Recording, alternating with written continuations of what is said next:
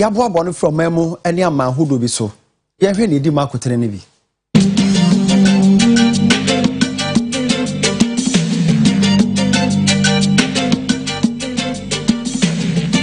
Abusafo wode afutuo ama Ghana mabunu se wona nkasa mpre onwuma no onye sense da bia no odo ho beto aban enwuma so.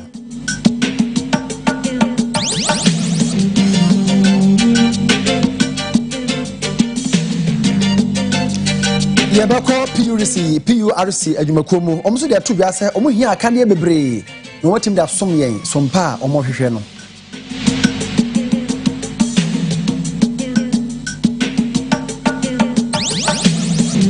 Abusafo ya saka ede fifuo ya no ewo atife mantemu ene sensuo ho ayeden ama sabe ensuo a wonom no one mmo nyina na enom.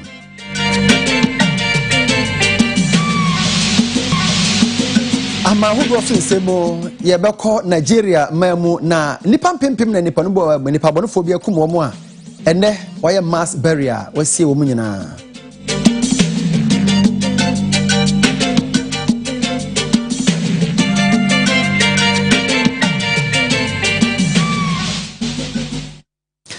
Abusafo nsam no edoso atifensam ana mediamomui oduefo na na sabere tunaman ana menimodi ahie afeka me ho ne afa nsam no nyina amremo.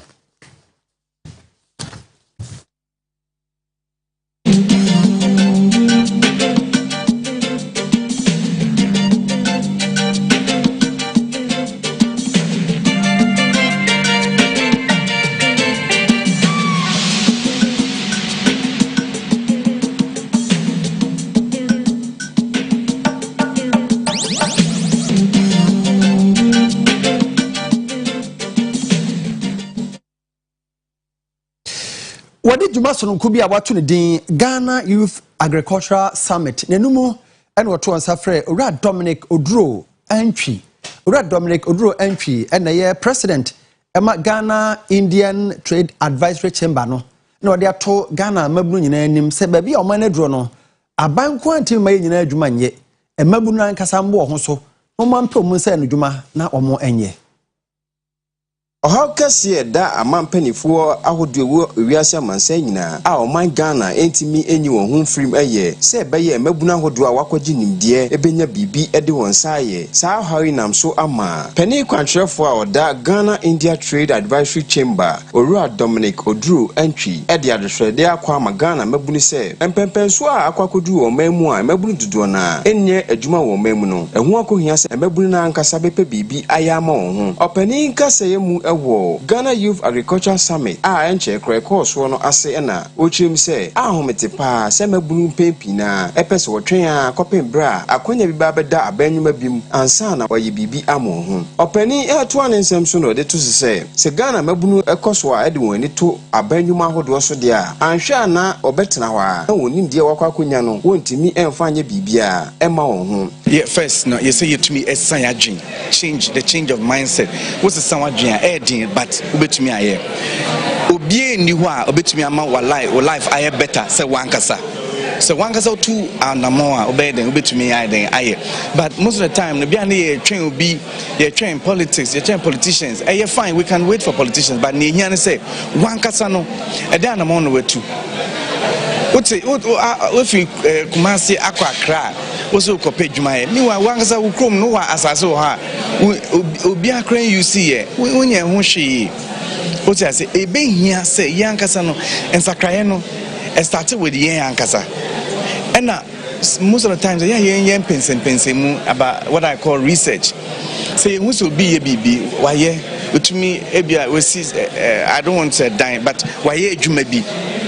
Ubet me I research kaka EDB for Friday aka ho so we wa onim so first phone start and then the iPhone 13 iPhone every time no dey bibi den aka ho nti aden nti yen to me yes ah what I say obi si oni adwuma me be ma typical example on say bank so be mu ntumi mpie tembia o mo ba adwuma anopa be fi enwumbre wo ho wo nye adwuma bia aden na won ko bank for no anka cho say wonim ubeko djuma koto tomatoes mekoni jeni sa no manyina no metumi ayeden atama ama wan yeden wan kodwa so Into every week, no, now we decide Jana then I'm an ipakono, and that is business because on to me in fin office and kojo asun kodija. Into we the list na I the way the Jana manu, and yet say just a great space. It is say to Mrs. Sayan say, look, Juma ye started with one kasa. Oh, but I'm buying now. No, on my dream say, I'm also wow.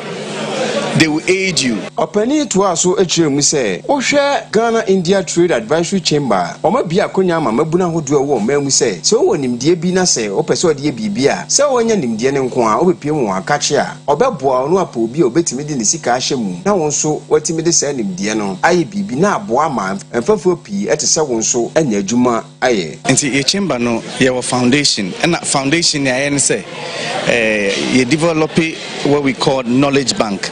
Inti who here say ebia wo university as long as say wo idea no you betumi dia ye adwuma who here and answer wa buy home with that idea into the idea ne ba na ya hwe ye penform business no more access idea no na ye nya investor into investor no di sika ebe hye wo idea no into indirectly no now be the managing director then sa who nipa ba ko idea na odi aba no you start to employ many people.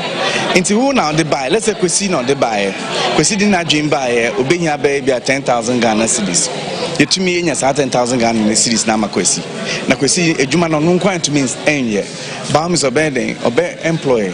So that is where the whole thing starts. A hona na starts because it's a big movie from Nimpa Bakoso. Ako the other person. Into yen as a chamber, like I said, me yeno you live by. Practical examples into your first step no and na start into ye be kwan no secondly me san ka say emba more farming and so here because you concentrate on the man too much and there's the time I say to me nya emba almost omo boss omo beko agri business mu no so na ye dey see ni PURC ekuo no mu na omoboa yen ema nyumaku ama yensuo ene nkanea no otimi ye wadwuma yie pani oda no ene Dr. Ismail Aka wone ne panefo akọ apro e watoye mantemu na anu na wode kọ apro no owie no wode atodwa se omo a ema yensuo ne nkanea no omo hia akade bebre mo metima some a omasome so papa Empempi na Ghana de hye dodo na ene ba monten so de won yaudi ebetudwa sempo otua nyiramkane sika ene ensuo bo na enso won hyeda enya ensuo ne nkane a obehia won afiem ene won adwuma mu na se beye na saa hawe befiri ho nam so ama twetwefo pani ema Public Utility Regulations Commission wo memu Dr. Ismail Aka aba bechirim se beye anwumaku ahodo a oboama Ghana de hye nya saa nyema bi wo afiem ne won mu no ebetimi adi adwuma so na nam so ama saa hawe afiri ho ehun behia pa se nipa bia wonsem wo bie no edi won sika botene ebehye saa anwumaku emu na nam so ama akane ahodo a wo hia ene nipa ahodo obetimi de adi dwumade asom man sompa no wonsa atimi aka opani nkaseye mu wa bra ode nanu enso ahwe dwumadie bi ekopie mu wo Western Region ena wo chirim se obepie mu wo man mu a areho se nwumako obeti se Electricity Company of Ghana Gridco VRA Ghana Water Company onfidi ahodo di dwuma no kamea se free samre santana ibie se nwumako no ensiesie papa bia enhyeda enkoso a eniema dada na odidi dwuma no mu fa dodo na enene odidi dwuma ne koba ne sa na ama wa dwuma a woye no wontumi enye ne yie. ECG has been doing well here in the region. Duration of outages and the frequency and a number of other indicators. I think their challenge mainly is cable theft, where people cut cables, they steal at times even live cables has been a challenge to them.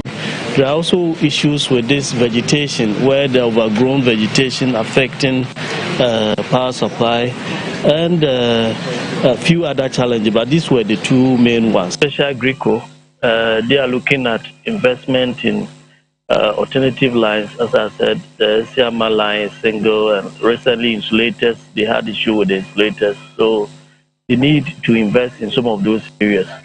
When you come to ECG, due to the construction of market circle, where they have two underground cables, I think one of them was down, and the other one tripped yesterday. So almost the whole of yesterday, some part of Takoradi was off.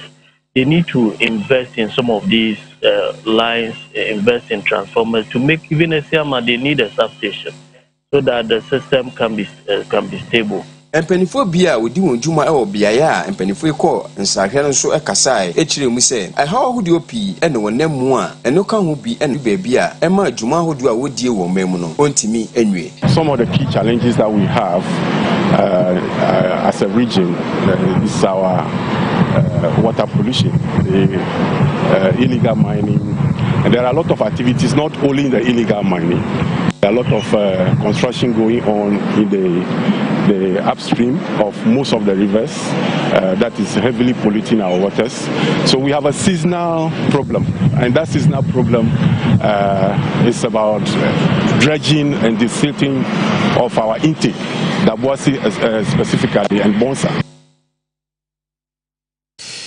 Abusafo yada so awo ensuo mu ane honkro ne ba mu na metufa na medemako esrem fuo corona makwakodru mu ewo Sanaregu municipality de atie ene se ensuo ho ayeden e de ama wo mo onye ensuo nom na dam ba akopa eda ho a wo mo nom no 7 prediasa wo mo ne moa ene nom bo mu.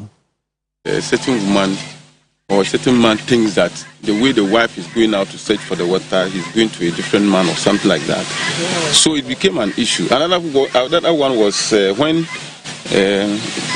the woman said, after this time, the man has to go and also fetch. You know, our tradition here, we believe that it is the women, they normally go out to fetch water. So a lot of issues. So we are just praying that somebody somewhere will come in to resolve these issues for us once and for all. You know, we don't have any source of water because we have pipelines actually, and it is for the rich people around here. So if you are not rich, the only option is to come and rely on this dam water. So we the poor, if it dries up, that will be another problem for us. So we are just appealing that even when it dries up and then we see a proper dredging of this particular dam, I'm told or I believe it will not dry up again. Ben the whole night just to get a can of water to do some washing because this water you can't use it to wash, and most of the residents they drink this water. So personally, I'm a student nurse and I know the consequences the people are likely to go through consuming this water with animals. Most of them they use it to cook and all that. In fact, it's really a health threat, and we fear that there could be a situation that no one swung to me. No one village, one dam. Contract ma on zang the two. One cannot to shelma. The number. Come on, Bob Bess have Bob. The cup one to Mwalwani. Mwalwami Quanquan have been shouting at the Tungan was Zahaquam. The Zana used to share the pattern drea. Calpam number tour la chongo. Sahawa Quamalan Cane. Quaman and Canmaca, check out the pap mat and non de la Wahala. Tungan of Funi. I am Daquam and Quara. 25 Ghana cities. Two no quap sheen a penumbara. Pontima be and a pontima, pontima, cut so come young carbe. Pontimati and Rogi, you to Surokama, Kurgata Bay, Kurgai Saha. Last time Martin Dwella Wamne. Tokuto is in the book one. Karchaka the pap Martin on the Wahala pump. The Zurokatinya was on the Trugwamlanti. No Yimna, and to Swanti, not the MP Ma. Kama alas and Suhin and Mzaha. But Yimna to Swant the Babama and Zap the Zuru, Gabalabia Mualamadi and Chakati Dabzilugu. Yabasra mpanifo se obetwa wani ahwe fuofo sanse ne yekoso no atete na nya honko na bibi koso okọ asaman Washington atadeka na afa New York a adroba fo ho no ama aba no na otwemienu se o makwan a enye no aba na mesisi ama wo mu a o mu nyina obi o meka akira aba no e de asem a o mu anka se ne nim asem kro. To us, I think this is one village, one dam. So if the government is serious about saying that you have done over 10,000 roads, asphalt roads, yes, I have seen roads in Tema, I have seen roads in Nima, even the present jurisdiction where the present house is, I have seen asphalt roads. But when they come to Ashama, when they come to Kokatamasu, there's nothing like that to show. Nothing, absolutely nothing. And Hobson Adwa is living in this community. This is the road. Hobson Adwa wanted to become MP. This is the road. This is the road we find ourselves. So we are fed up. And I strongly believe that if the government don't come here to do something about this road, we give them 2 weeks. 2 weeks ultimatum. During President Mahama time, the demonstration that we did and they came to put laterite on this road, we will do same. If you cannot even give us the quota for now, please come and cover these potholes, these manholes. This one village, one dam doesn't need it here. This one village, one dam needed elsewhere, where animals can go to the dam and drink.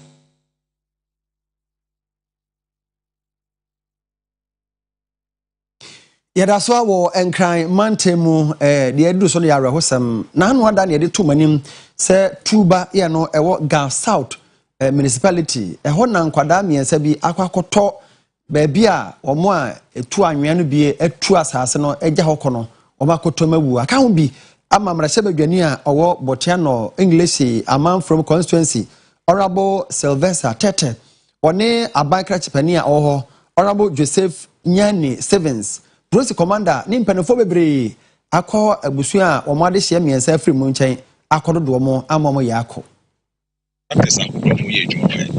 Taking a lot of effort to stop them from working here.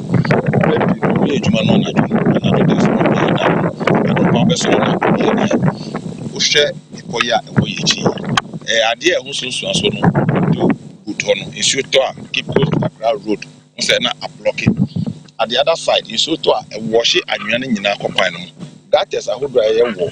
Mama Africa, there. We are quiet now, or China Pina say, a home so as well. And then, Kalamiasa, actually, unfortunately, it's you who say a damage. And no, and I'm Kalano diagram, Mababe talks are actually, Wachana Nova. I she said, we be a Oye Juma or a handful. Minerals Commission for because a bad site. There's the report that Minyacha said. Be wa Oye Juma si Mineral Commission a man of permits there or to me Juma. Now so Emremono se Mineral Commission ma permits in Grana would do assembly or I was assembly Lancasa so the man final approval. At which me aka say municipal assembly. Yemfa yensa she grant the assembly on top of there. And when Juma mu ye wa Juma it's your chance to come in the share. Second day, for some people you clear. Adanya who brought it in for it we are waiting at our feet. Also so and to me and so on. And it in the environmental protection agency now Department of Works and Housing Hydro Department any national security should even come into this matter now investigating because the national disaster awaiting all of us. Somebody is doing this work. Somebody is in control. What is happening here? Again, they started, but for some time now, we have stopped. They are not working anymore here. Even on Thursday, I was here with my divisional commander, and I said they are working on what. What we need to do, let's stop up. I say more back. Number of assassin very well, and that's just push them to come and do that. But we say we are going to hear tomorrow. Every safo ye free enkramante mu na yaba asante mantemimu atwoma ngobiaja north mainstream na medemoko eye yawo amoapem krum omanfo ye ho no omo no damu a omo sra ban se omo hia suku ewo omo krum ho suku ni ho tinkwada twa kwantentente no mako suku omo mra no na omo abre na omo abededa ontimi sua de na mo ade sua so omo sra ban sa ban enye bibi ma wo mo amanfo a womu ewo yawo amoapem krum enso ani abrepa na wei atwemango agya no of mainstream ewo asante mantem hayi na womu ewo omo so ani abre sanse bebi omo tie omo kurai school enim enkwada etimi na ante kwa 5 to 6 miles ansa no mako school that's why him achi no mako so wo kokora na se koba se woni bicycle dia enya wo se wo nante anya asem kotoa kwa ye breakthrough mu na nkrai nam eco school a chese wo hawa kese na nkrai nam pa enam so Obatan ya wo honom asre aban ne mpanifo. Se ko best se nko mu fa school emra ya amapem krom ho. Se be ya oha wo munamu no ebetumi etwa. Wo mu kire mu amusuro akrako school anopa no onum a obafie enwumere no nsia. Obakọ no ma ya obatan nsunu gudem saa. Wo musuro se bia na kwantenten ene kwaye munamu ntino na bibi etumi akosi. Enti mpanifo bi omumwa ne manim ye. Se be ya se school ba krom ho no ma omo ho so beto wo mu ekakra. Ense bebre no manfo wo ho. Hawaii the high are saying the day school power. Simple, the bike in the cramp say ya. The basic then yako. Intiminko, this year the DCF, near Nantico. Carlos should be doing on fire no chump. Chump to some of Bonfu through a so. How I have many say, yeah, a bicycle is a Nantina. A brother will have carpet prayer or Bonfu through you a jump. A terrible swat, yeah, bounce by a sabbath upon a and put your up and so tie in Nante. A terrible tie, Jays, put on tie in and so tie in Nante. This is Jays. I dare back when Shamu, Mukurumu Hasemo, then Koran Suku, Koya Mutuan, Kwanwa, or Mukoko in Bayan 9. And the Soma Passacri and Pa. The Ansacri Bessie be a wont to me. Tiamay and Colano, be quite me and Penny was to me school. Tia sent Yapa and Yapa say a best Saba and Moy, Penny, Moyana, or Momania school, Yamatunko. Young Colan school, the Omobrepa, Tomupi school, no Maya, and soon with Jim. In the Atomo, and one day or power more to buy 1 year. Because by a biscuit many. And from a cray one crown say, and crown of Panawa, a move for a book up to Suno. Because we have bears and Bena, and I might buy and council bear and consider me, and I mean, bear and consider me. And Haga Groom said, Sacramento, you know what sacking has been informed. Now, come on, sacking Bonomo, Nessa, in Zucra, or Tanasa Sacre, say, I don't come with a second one, a month of mother. And almost all mono in the seconds, no. Or when I'm from Never, and you. Any soon, they never. The two class of Meshaka Crumpono, put to Quebessa Bomono. On Oba, on your Benyoti idea.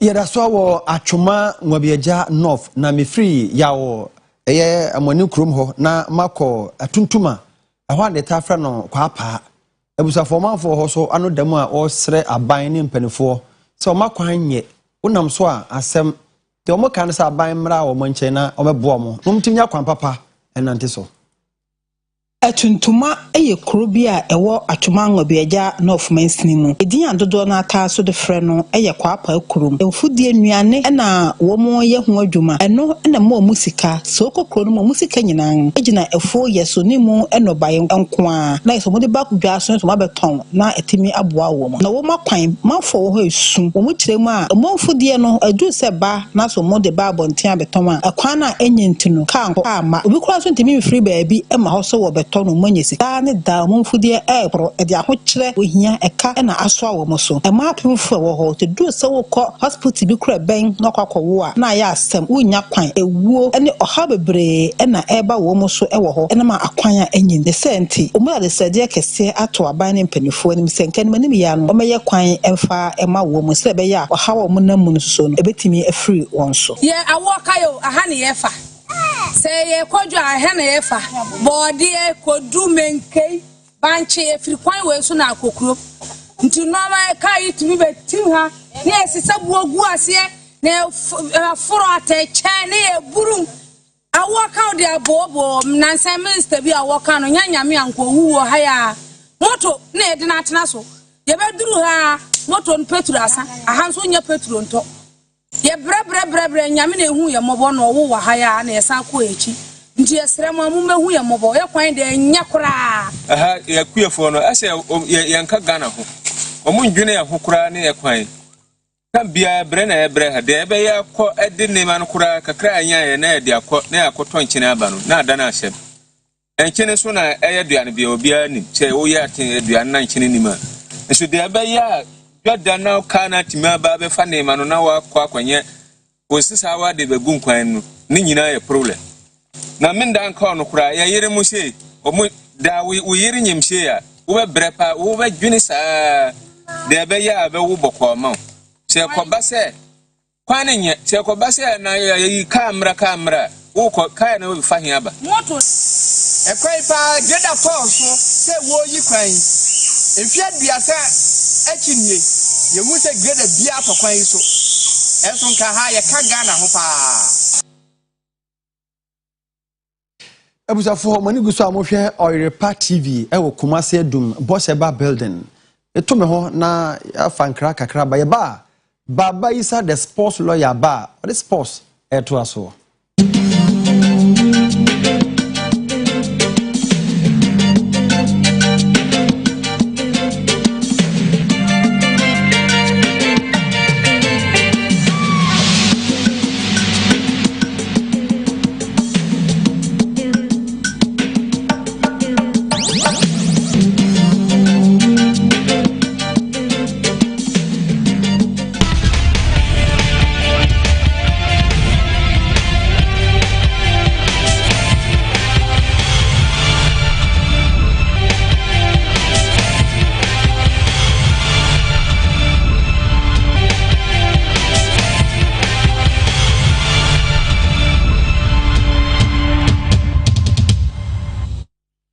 Anumre yamwajo na yamwakwaba emra Oyerepa TV emra so sanumre agudi mu nsema yensa aka no yereto aso emamunkofo nkroso nsem ene afisem ni abobo ano a yede eba yemu ehu nyina finsia pa Oyerepa de mfie ba kon Oyerepa TV ba no mfie ba komo na ewe yeda mu nyina mase yen shase mfie Accra House of Folk womo asuye the Continental Club Masters Dr. Nyahontama Klo ono a board member Emma Accra House of Folk. Nensem nyina ne se Ghana Premier League no referees no or say a review referees no hwe wo modem bo nyina mo penalty on Sunday geje etia Accra House of Folk.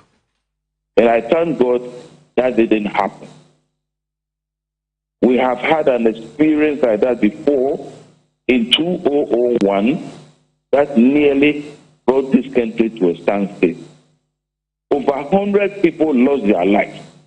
So when a referee is misbehaving, it is the duty of every Ghanaian football lover, not just supporting a club, but if you want the safety of the game, you have every right to comment on. And what happened yesterday, in particular, what do you call it? I mean, you are all football watchers. Is this a penalty? Is this a penalty?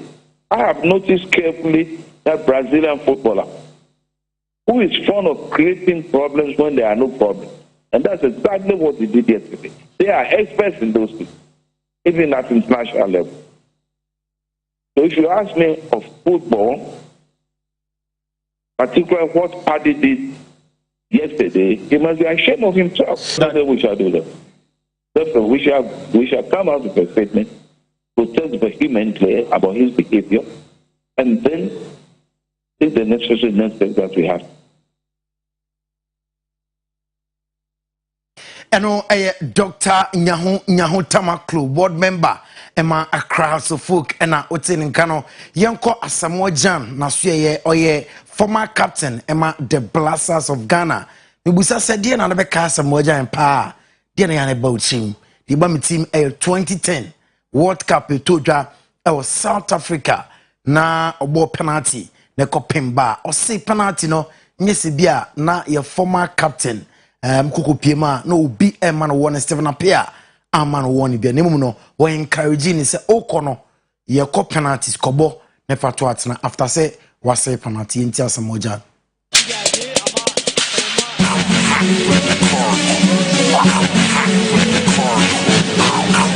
that no or Shemin crying. Now that was after the penalty miss. Now I'm very worried. Until now we're going to the penalty shootout. And no buy no catcher me say like I'm the first penalty taker by mistake now, but man mean say men kobo sa penalty ni bi ono kwa po kan ho na ma me sa kobo en although na mpese me boba ne nkwan no so e ma minya sa avim ne se o se me kobo ntina o ka che me se ma me ndwin se me mbo na me na mebo na se ni it is a caption no go fo nya no se o de Ghana de bibi negative ba obi anya bibi ka omo say before every game ya chire di pako be shoot penalty. I was the first penalty taker. Saturday no okofa ball na nko ba be shame say member. That is what happened. Nti won say ya me can say bibi esia and obi anya bibi ka, and I don't dispute that. So I have to just take it in good faith.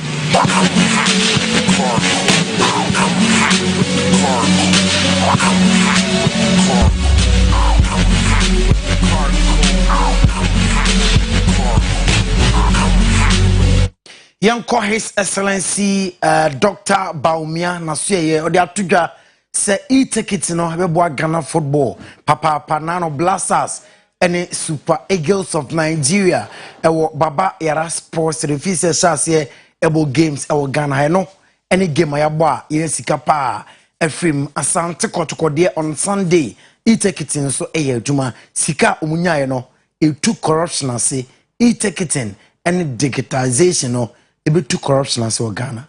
Therefore, implore corporate Ghana to dig into their corporate social responsibility budgets to support this noble venture. Your Majesty, ladies and gentlemen, as I conclude, I wish to commend Asanteman for the incredible show of support during the World Cup qualifiers for the last 2 weeks. And it was the first match where we used digital tickets in the country. And the digital tickets got us the highest revenue for a sports match in the history of the country.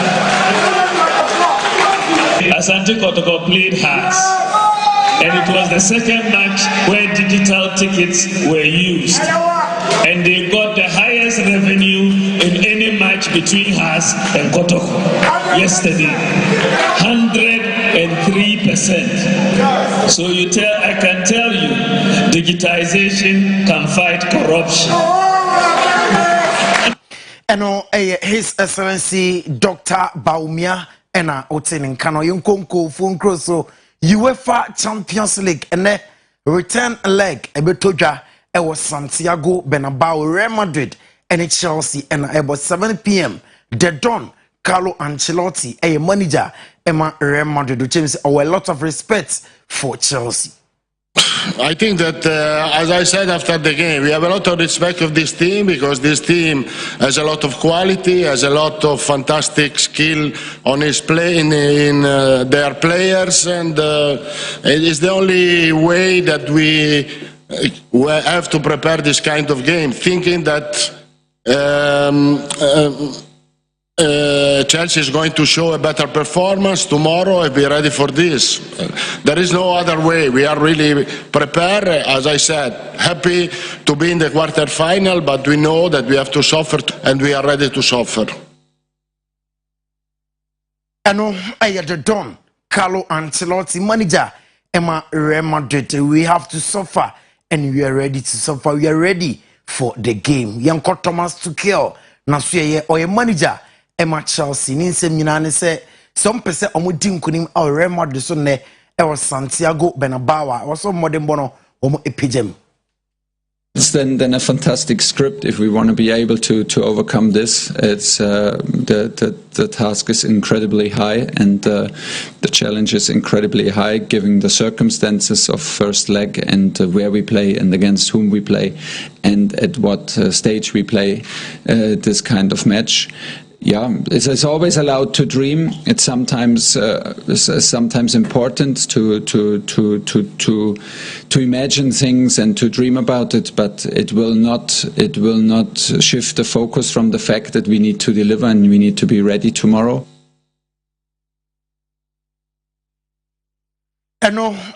Chelsea manager Thomas Tuchel ninsem sports lawyer the only sports lawyer in Ghana football. This sports lawyer be a fake kwe hu sima bia by bar.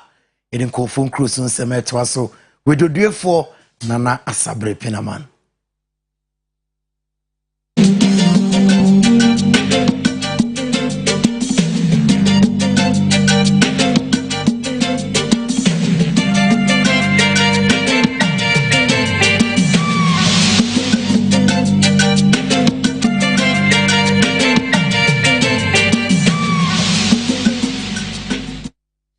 Abusafo da munyina masese muda so amohwe Oyerepa TV na ye de amahodo so nsem eba baba isa da so ewo ha yewie na afi yatoa so ye kwa amahodo so ensem ye ko Nigeria mamu na no ada ye de tomanim se nipa bonefo bi atoa hye nipa pie so akunkum wo mo enne na oye amane a se nipa ni nyina no wapɛ mu nyina akorabere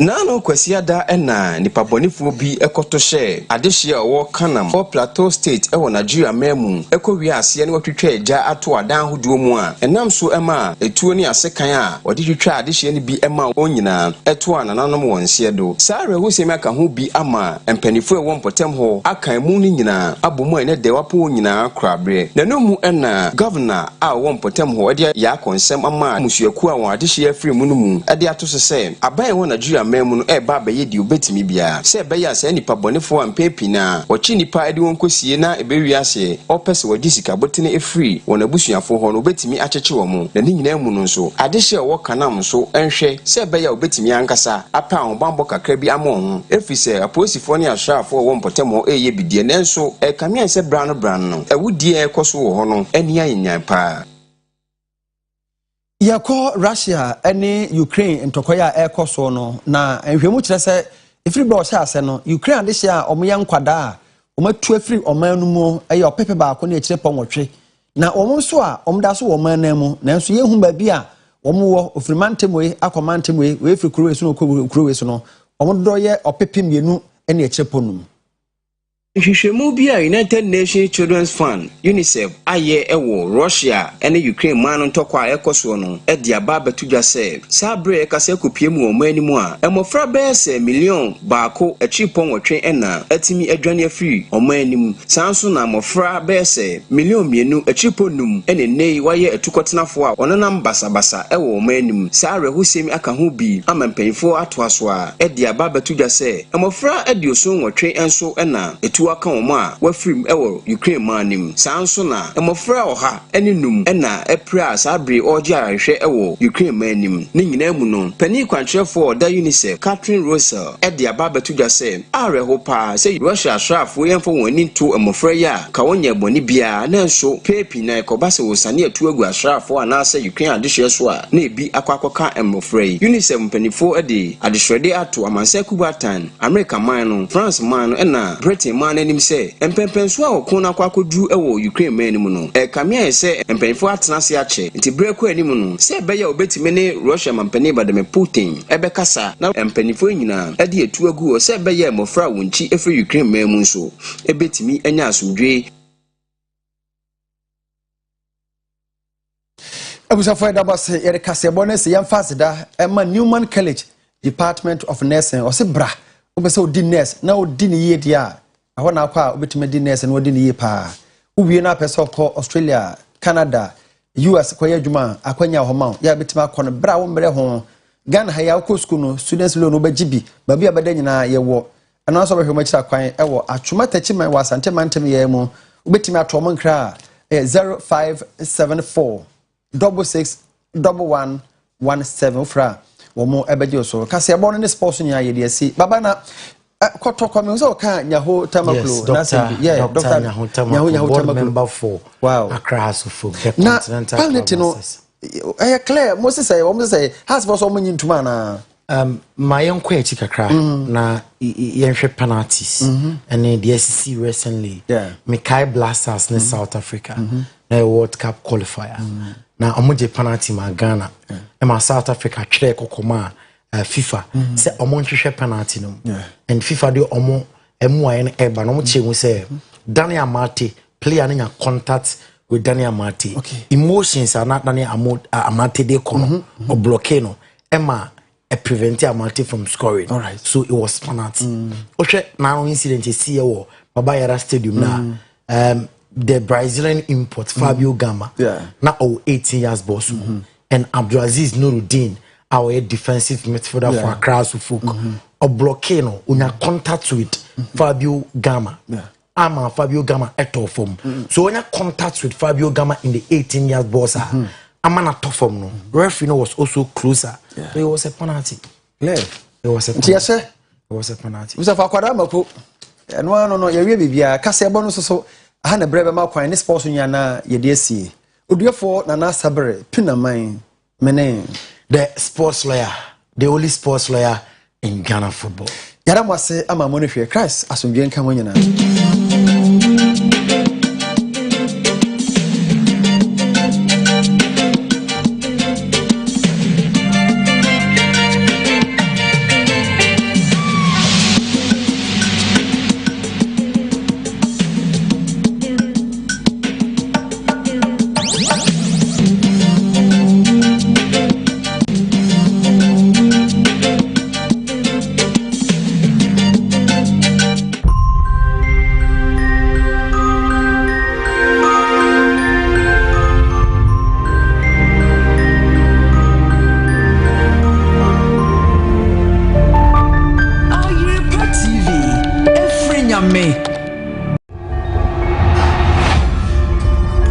Sister Joe.